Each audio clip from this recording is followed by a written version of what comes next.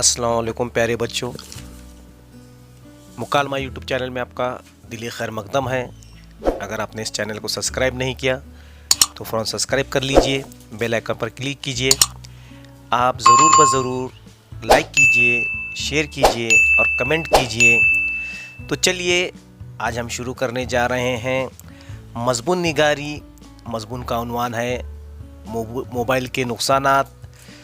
तो आप अपने क्लास वर्क या मज़मून की बयाज़ में लिख सकते हैं और अपने स्कूल के उस्ताद से उसकी जांच करा सकते हैं। आपको पूरा इख्तियार है कि आप उसमें कमी और बेशी कर सकते हैं।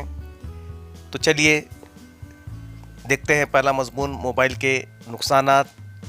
दौर हाजिर में मोबाइल की अहमियत से हर इंसान वाकिफ़ है। इसकी रोज़ अफ़ज़ों तरक्की ने इंसान को अपने जानिब माइल कर दिया है। इंसानी ज़िंदगी के लिए मोबाइल ढेर सारे फ़वाइद का हामिल है, बल्कि इंसानी ज़िंदगी का एक अटूट हिस्सा बन चुका है।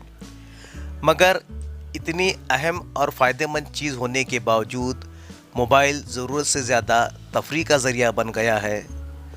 उसके ज़रिए माशरे में बेहिसाब बिगाड़ पैदा हो रहा है। तो देखिए दूसरा पैराग्राफ, मोबाइल का बेतहाशा इस्तेमाल वक्त की बर्बादी का सबब बन रहा है। आज हमारी नई नस्ल में वक्त की कदर नहीं, इसके सही इस्तेमाल करने के तरीके नहीं मालूम, फजूल कामों में उसे सर्फ करते हैं। हमारे नौजवान तालीम गाहों में तालीम हासिल करने और इबादत गाहों में इबादत करने की बजाय मोबाइल के ज़रिए फजूल मैसेज लिखने में मसरूफ़ नज़र आते हैं, जो काबिल अफसोस और उम्मत मुस्लिमा के लिए फ़िक्र की बात है। अफसोस तो उस वक्त होता है जब वो मस्जिद में नमाज से कबल और उसके बाद मोबाइल में मगन रहते हैं। तो तीसरा और आखिरी पैराग्राफ देखिए, टीवी और इंटरनेट के बाद फ़ाहिश अशिया को बढ़ावा देने में जिस चीज़ का सबसे बड़ा हाथ है वो मोबाइल है। मुख्तलिफ़ तहकीकात और सर्वे के ज़रिए ये बात सामने आई है कि मोबाइल का ज़रूरत से ज़्यादा इस्तेमाल इंसानी सेहत के लिए बहुत नुकसानदेह साबित हो रहा है। इसलिए हमें आज ज़रूरत इस बात की है कि हम इनफरादी तौर पर इसका इस्तेमाल और इस्तेमाल के तरीके पर गौर करें। हमें इसके इस्तेमाल में बहुत ज़्यादा मोहतात रहने की ज़रूरत है। दूसरा मज़मून देखिए, अगर मैं वज़ीर तालीम होता, इलेक्शन की आमद के बाद साथ ही उम्मीदवारी करने के ख्वाहिशमंद अफराद के नाम, उनके अज़ाइम और बुलंद बांग दावे सामने आने लगते हैं। अगर इत्तेफाक से इलेक्शन में मुंतखब हो जाएं तो फिर क्या कहना। गुजरात और मेमोरी उनकी शख्सियत को चार चांद लगा देती है। अय्याम इलेक्शन में सब कुछ देखकर मुझे भी ख्याल आया कि मुझे भी कुछ करना चाहिए। अभी इन्हीं ख्यालात के उधड़बुन में था कि नींद की परी से मीठी नींद सुला दी और एक सुनहरा ख्वाब दिखाया कि अगर मैं वज़ीर तालीम होता। अलार्म की तेज़ घंटी ने मंसूबों को पूरी तरह नाफिज करने नहीं दिया।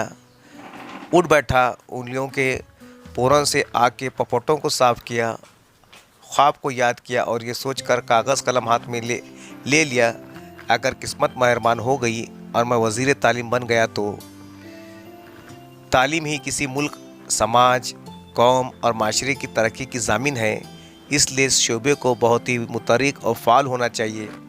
जदीद टेक्नोलॉजी से लय ज़माने की ज़रूरत के लिहाज से तुलबा की उम्र, नफ्सियात व दिलचस्पी के पेश नज़र मुस्तकबिल की ज़रूरत के लिहाज से निसाब होना ज़रूरी है।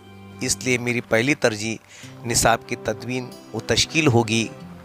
स्कूल में सिर्फ पढ़ा देना, याद करवाना, इसका नाम इम्तिहान लेना ही निसाब और तालीम का मकसद नहीं है, बल्कि जो कुछ पढ़ा लिखा, याद किया, उस पर कितना अमल किया, ये भी ज़रूरी है।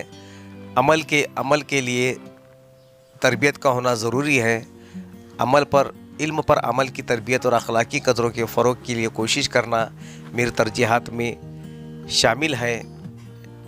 तुलबा को अच्छी तरबियत के लिए असातिज़ा का तरबियत याफ्ता होना ज़रूरी है। सिर्फ असनाद के हामिल अफराद अच्छे उस्ताद नहीं हो सकते। इसलिए काबिल, फ़र्शनास, ज़िम्मेदार असातिज़ा के इंतखाब की कोशिश होगी। असातिज़ा निसाब की कितनी मालूमात रखते हैं, तदरीसी तरीके से कितना वाकिफ़ हैं, इनमें तदरीसी अहलियत कितनी है, اس کی جانچ کے لیے کچھ اہلیتی امتحان کا شامل کر دوں گا تاکہ اچھے اور معیاری اساتذہ کا انتخاب ہو سکے۔ امتحان میں تمغہ سرور عطا کرتا ہے۔